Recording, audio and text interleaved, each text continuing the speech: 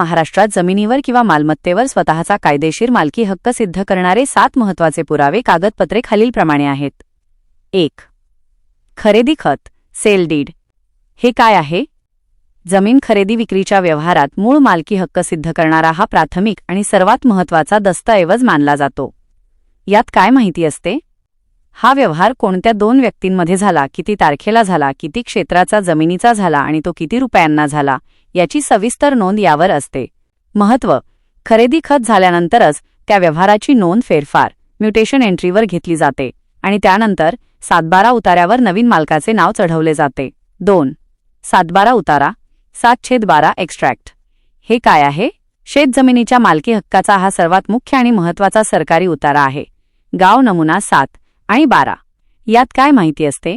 शेतकऱ्याकडे एकूण किती जमीन आहे आणि त्याचा त्यावर काय अधिकार आहे हे यात नमूद असते. यात भूधारणा पद्धत ऑक्युपन्सी क्लास दिलेली असते, जी खालीलप्रमाणे विभागली जाते. भोगवटादार वर्ग 1. या जमिनींचे हस्तांतरण किंवा विक्री करण्यावर शासनाचे कोणतेही निर्बंध नसतात. शेतकरी स्वतः या जमिनीचा पूर्ण मालक असतो. भोगवटादार वर्ग 2. या जमिनींच्या हस्तांतरणावर शासनाचे निर्बंध असतात. सरकारी अधिकाऱ्याच्या उदा. जिल्हाधिकारी परवानगीशिवाय ही जमीन विकता किंवा ट्रान्सफर करता येत नाही. 3रा प्रकार, सरकारी जमीन. या जमिनी पूर्णपणे सरकारी मालकीच्या असतात. सरकारी पट्टेदार या सरकारी मालकीच्या जमिनी असतात, ज्या 10, 30, 50 किंवा 99 वर्षांच्या मुदतीसाठी भाडेतत्वावर लीज दिलेल्या असतात. महत्त्व: शासनाने आता डिजिटल स्वाक्षरीचा डिजिटली साइंड 7/12 ऑनलाईन उपलब्ध करून दिला आहे. दरवर्षी अपडेटेड 7/12 काढून ठेवणे फायदेशीर ठरते. 3. खाते उतारा किंवा 8A.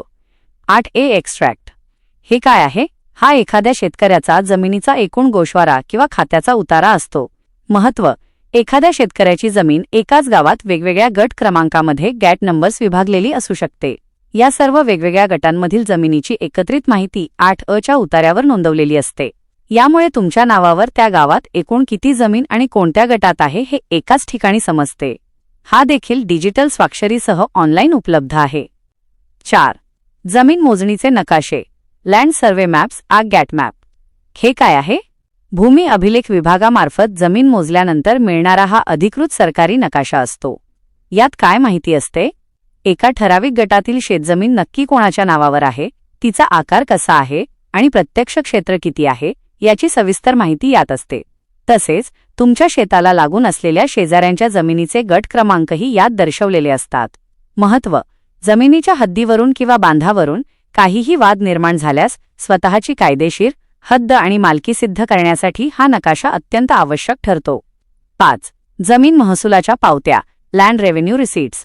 हे काय आहे? दरवर्षी जमिनीचा सरकारी कर, शेतसारा महसूल भरल्यानंतर तलाठ्याकडून मिळणारी अधिकृत पावती. महत्त्व: या पावत्यांचा एका फाईलमध्ये संग्रह करून ठेवल्यास गरजेच्या वेळी तुम्ही त्या जमिनीचा महसूल नियमित भरत आहात आणि जमीन तुमच्याच ताब्यात पोझिशन आहे याचा तो एक सबळ पुरावा ठरतो. 6.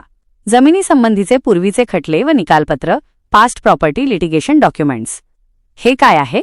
जर त्या जमिनीबाबत भूतकाळात कोर्टात किंवा महसूल न्यायालयात कोणतीही केस, वाद अथवा खटला चालला असेल तर त्या केसची कागदपत्रे, जबाब आणि अंतिम निकालपत्र, जजमेंट डिक्री.